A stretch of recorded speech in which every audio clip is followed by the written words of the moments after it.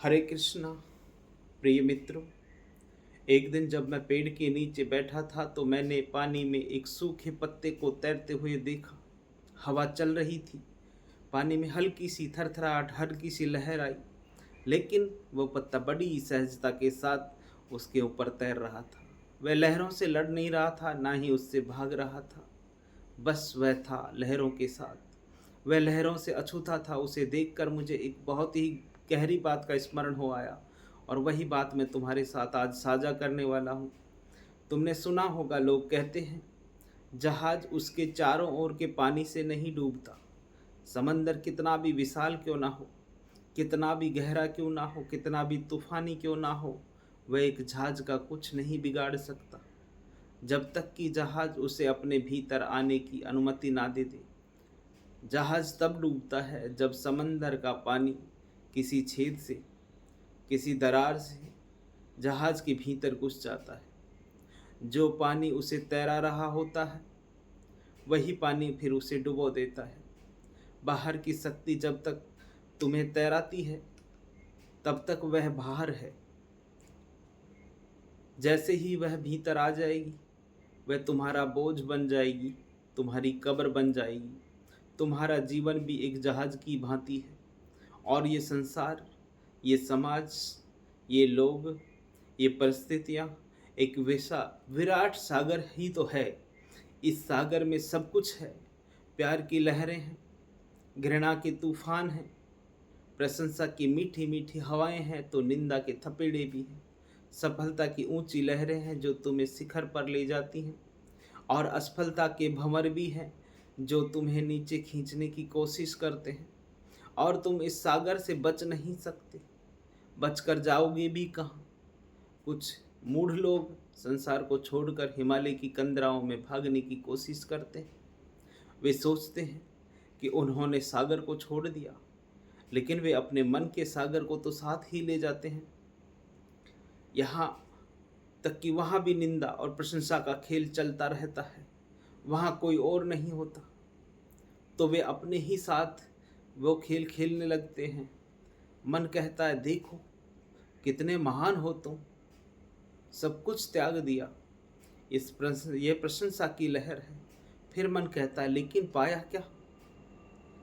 अकेले पड़े हो। ये निंदा का थपेड़ा है। तुम संसार से भाग सकते हो, अपने आप से कहाँ तक भागोगे? और भागोगे तो भागोगे कहाँ? तो पहली बात समझ लो, जहाज को सागर में रहना है। तुम्हारा जन्म इस संसार सागर में यात्रा करने के लिए हुआ है, इसमें डूबने के लिए नहीं। समस्या सागर नहीं है, समस्या तुम खुद हो। समस्या यह है कि तुमने अपने जहाज में इतने छेद कर रखे हैं। कोई तुम्हारी निंदा करता है, ये बस बाहर के सागर की एक लहर है। ये शब्द है, हवा में तैरती हुई ध्वनियाँ हैं। इनका अपना कोई वजन नहीं, कोई अर्थ नहीं है, लेकिन तुमने अपने अहंकार का ऐसा छेद बना रखा है। जैसे ही निंदा का खारा पानी उस छेद से टकराता है, वह तुम्हारे भीतर घुस जाता है। अब तुम बेचैन हो जाते हो, अशांत हो जाते हो, क्रोधित हो जाते हो। तुम कहते हो, उसने मुझे दुखी किया। ये सरासर झूठ है। उसने दुखी नहीं किया तुम्हें। तुमने उसके शब्दों को अपने भीतर घुसने की अनुमति देकर जहाज में पानी घुसा लिया, खुद को दुखी किया। पानी बाहर था, कोई समस्या ना थी। तुमने उसे भीतर लिया, आने दिया। अब तुम डूब रहे हो। कोई तुम्हारी प्रशंसा करता है, वह भी सागर की एक लहर है, मीठे पानी की लहर। और तुमने अपने लोभ का, अपने वासना का एक और छेद बना रखा। प्रशंसा का मीठा पानी भीतर आता है, तुम गुब्बारे की तरह फूलने लगते हो। तुम्हारा अहंकार पोषित हो जाता है, तुम उस प्रशंसा पर निर्भर हो जाते हो। अब तुम चाहोगे कि रोज लोग तुम्हारी प्रशंसा करें, और जिस दिन वह प्रशंसा नहीं मिलेगी, तुम वैसे ही डूबोगे जैसे निंदा में डूबे थे। अपेक्षाएं, उम्मीदें, ये तुम्हारे जहाज के सबसे बड़े छेद हैं। तुमने उम्मीद की कि तुम्हारा मित्र तुम्हारी सहायता करेगा, और उसने सही जब वक्त आया तो नहीं की।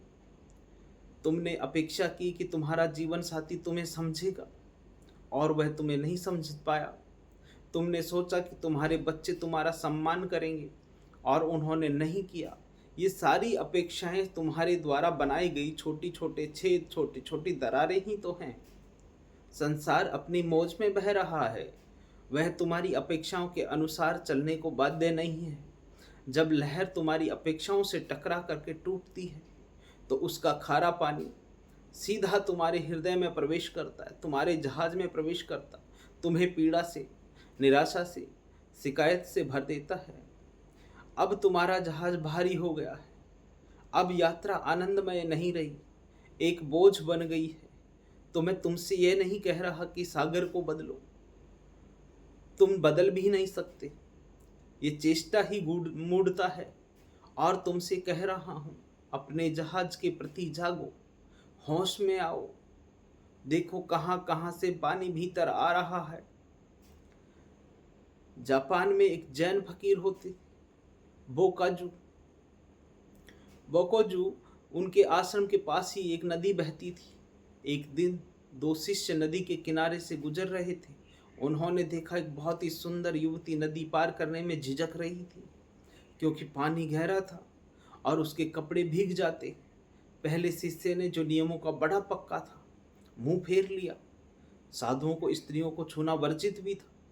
लेकिन दूसरा शिष्य उस युवती के पास गया, उसे अपनी बाहों में उठाया, नदी पार कराई और दूसरे किनारे पर उतार दिया।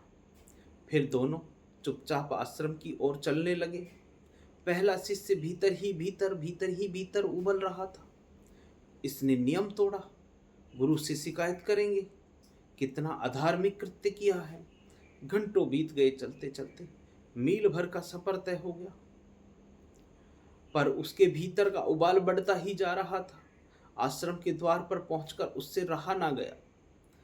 वह दूसरे शिष्य पर चिल्लाया, तुम्हारी हिम्मत कैसे हुई एक स्त्री को छूने की? हम भिक्षु लोग, हमें नियमों का पालन करना होता है।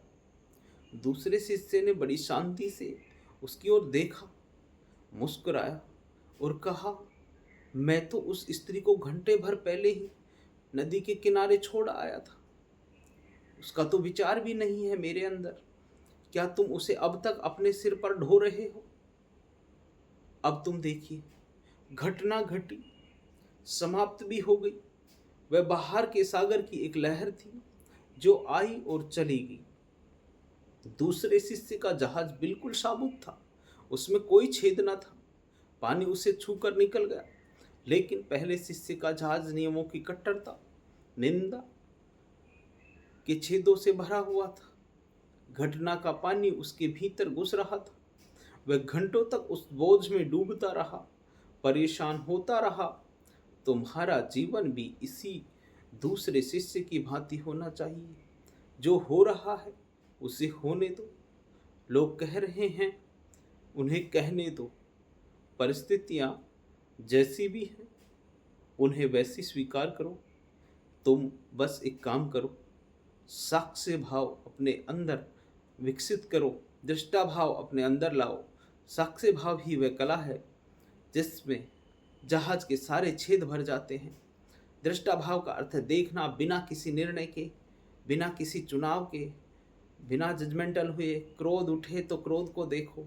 तुम ये मत कहो कि मैं क्रोधी हूँ, तुम कहो मेरे भीतर क्रोध की एक लहर उठी है और मैं उसे देख रहा हूँ।